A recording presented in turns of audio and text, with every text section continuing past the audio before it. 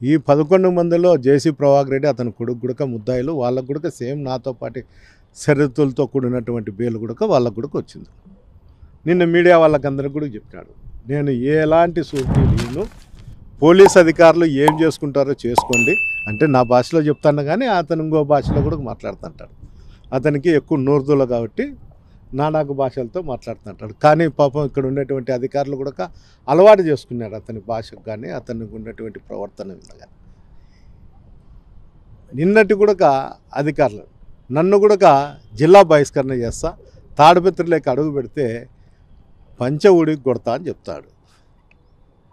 ఏమన్నా తాడిపత్రి జేసీ కుటుంబాన్ని జాగీరా ఏమన్నా అనేది నా ఆలోచన.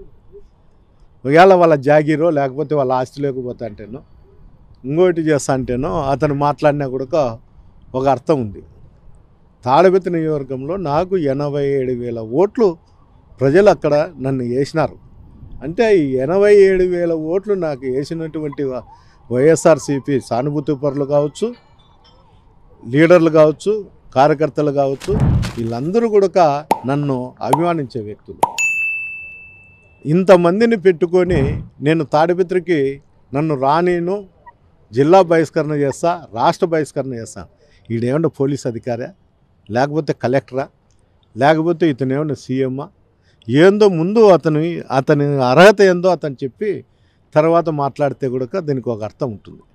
రెండోది, BS3 BS4 వెహికల్ నేను కేసు పెట్టిండేది కాదు, అధికారులు కేసులు పెట్టిండేది. ఇతను తప్పు చేయబట్టే వాళ్ళు కేసులు పెట్టినారు. ఈడీ అటాచ్మెంట్ కూడా అయింది. ఇప్పుడు మళ్ళీ వచ్చి నన్ను, నా కొడుకులను, ఆ ఆర్టీఓ సంబంధించినటువంటి ట్రాన్స్పోర్ట్ సంబంధించినటువంటి అధికారులను అతను తిట్టడం జరుగుతుంది. మమ్మల్ని టౌన్లోకే కాదు ఎక్కడికి కూడా రానేను, మా అంతు చూస్తా అని చెప్తాడు. అయ్యా, నేను మీడియా రూపకంగా నీకు చెప్తాండా, మా అంతు ఎప్పుడోసారి చూస్తావు, కానీ ప్రతిసారి నువ్వు చూస్తా అంటే చూయించుకోనికి మేమే అమాయకులం కాదు, నీ ఇంటికాడ వంట మనుషులో డ్రైవర్లమో కూడా కాదు. ఎందుకు చెప్తున్నా అంటే నన్ను కొడతాడంట, లేకపోతే ఏందో చేస్తా అంటే. నాకు ఏ విధంగా కుటుంబ సభ్యులు ఉండారో నీకు కూడా కుటుంబ సభ్యులు ఉండారు.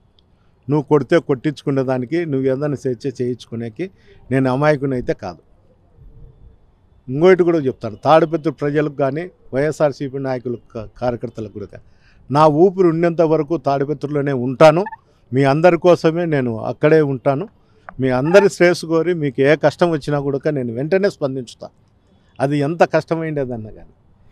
తిరిగి నువ్వు ఇట్లే అరాచకాలు చేస్తా, మా మీద దాడి చేయాలనో, ఇంకోసారి నా వెహికల్ మీద దాడి చేసో, నన్ను ఏందో హతమార్చాలనో, నీకు గతంలో కూడా మా కుటుంబంలో నువ్వు కూడా మా సోదరుని హత్య చేయించినావు. అయినా కూడా వద్దు, ఈ ఫ్యాక్షన్ అనేది ఇది వద్దనుకొని నేను ఇంతవరకు కూడా ఉన్నాను. తిరిగి మళ్ళీ నేను నీతో చంపించుకునేదానికో, నా కుటుంబ సభ్యులు చంపించుకునేదానికో నేను ఊరికే ఉండను. నా కుటుంబ సభ్యులు నేను ఎట్లుంటానో నీకు, నీ కుటుంబం, నీ కుటుంబ సభ్యులు కూడా అట్లే ఉంటారు. ఇవన్నీ జ్ఞానం తెచ్చుకొని తాడిపత్రిని ప్రశాంతంగా పెట్టేదానికి ఆలోచించే.